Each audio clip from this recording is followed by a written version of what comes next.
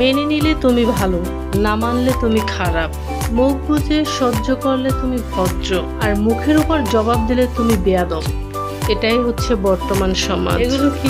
Hello everyone, আসসালামু আলাইকুম। চলে আসলাম নতুন একটা ব্লগ নিয়ে। মার জন্য আমি 2টা পালস চকলেট আনছিলাম। পানি দাও, পানি দাও একটু। ও পানি।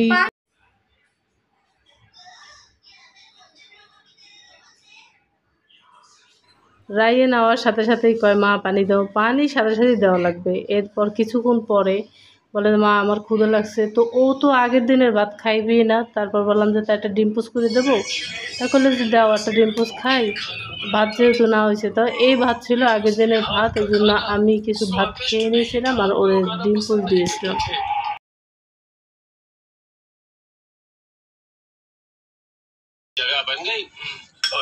রায়ান ডিম খেয়েছে আর মোবাইলে কার্টুন দেখতেছিল। এরপরে দুপুরবেলা রায়ানের বাবা আম নিয়ে আইছিল। আম বলে যে আমার 2টা আম কাইটে দাও। তো আমগুলো খুবই সুস্বাদু ছিল। দেখতেই তো দেখেন, অনেক রসালো আমগুলো, বড় বড় ছিল, অনেক মিষ্টি মিষ্টি আম। তার আম কাইটে দিলাম, রায়ানের বাবা আবার বসে বসে খাইতেছিল। তো দুপুরের খাবার খাচ্ছিলাম, এর ভেতর মাছ ভুনা করছি। তো রায়ানের বাবার কাছে একটু ঝোল ঝোল মাছ রান্নাটা খুব ভালো লাগে। অন্যদিকে আবার রায়ান আবার মাখা মাখা করে রান্না করলে সেটা আবার বেশি পছন্দ করে। তাই জন্য মাঝে মাঝে একদম শুকনো শুকনো করে রান্না করি, আবার মাঝে মাঝে একটু ঝোল ঝোল করি। তবে দুজনের ইচ্ছাই পূরণ করার চেষ্টা করি। তবে সকাল থেকে রায়ানের শরীরটা বেশ একটা ভালো ছিল না।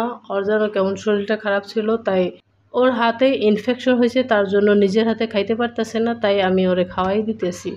তবে আসরের আয়োজনের পর বলে যে মা ছাদে একটু ঘুরে আসি, তারপর ওরে নিয়ে ঘুরতে গেলাম, যেহেতু মনটা একটু ভালো লাগে। তারপর আসলাম ছাদে, গিয়ে দেখি ওয়াও অনেকগুলো নয়নতারা ফুল গাছ হয়েছে। বিচি অবশ্য পালাইছিল, কিন্তু গাছ ছিল না ওই জায়গায়।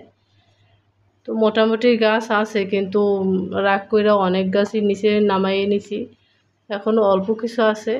রায়ান দেখছিল যে মা তোমার কোনটা কোনটা গাছ। তা আমি বললাম যে আমার এই লেবু গাছ, এই টুপিটা শুকাইছি আর এই টুপিটা ভিজে। দুটো তো এক জায়গায় রাখছিল না? না, ওইটা রাখছিলাম লেবু গাছের ওই জায়গায়। আমার ছায়া পড়ে নেই সারাদিন, তাকে আবার দিয়ে আসবো। না, বাসায় নিয়ে যাবো বলে।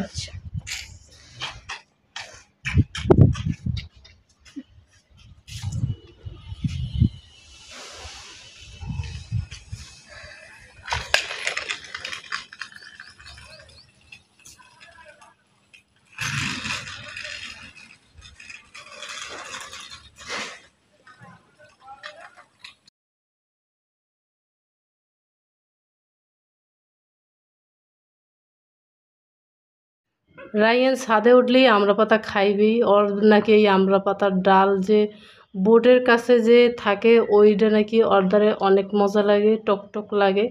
তো আমড়া পাতা ওর খাওয়া দেখে আমিও একটু খাইছিলাম, দেখি কেমন লাগে। তো আমার কাছে খুবই ভালো লাগছিল, একটু টক টক হালকা হালকা। রায়ান আবার সব ক্লিপগুলো ছুটাইতেছে যে বাসায় যাবো, যাওয়ার সময় আমি কাপড় চোপড়গুলো নিয়ে যাব।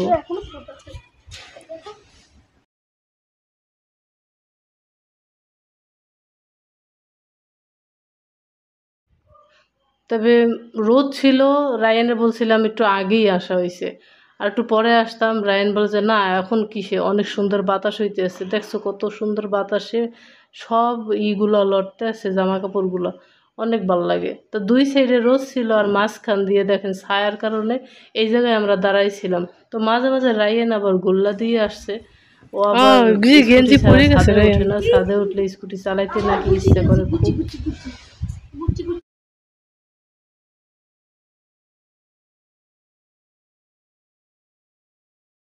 ছাদে কি রোদ, ও থাকতে চায়, ওদিকে দেখতেছে সামনে একটা বিল্ডিং হইতেছে, তো ছাদ ঢালাই দেবে, তো ওইগুলো সাজাইতেছিল আর রায়ান তাকাই দেখছিল। তবে আমি নিচে চলে যেতেছিলাম আর রায়ান বলতেছে মা আমার জন্য একটু আম কাইটে আনো, আমি ছাদে বসে আম খাবো।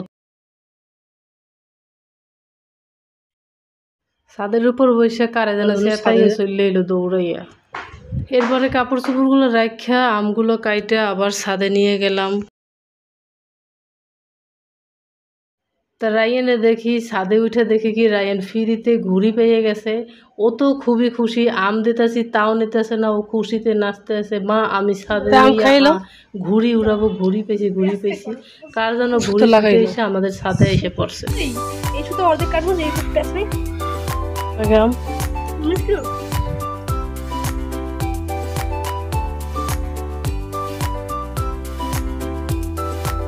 ফ্রিতে ঘুড়ি পেয়েছি ঠিকই, আবার ঘুড়িটা সেই উড়াল দিয়ে চলেই গেছে। অবশেষে আমরা নিচে চলে আসলাম। তো আজ এই পর্যন্ত জায়গাটাই আমরা নতুন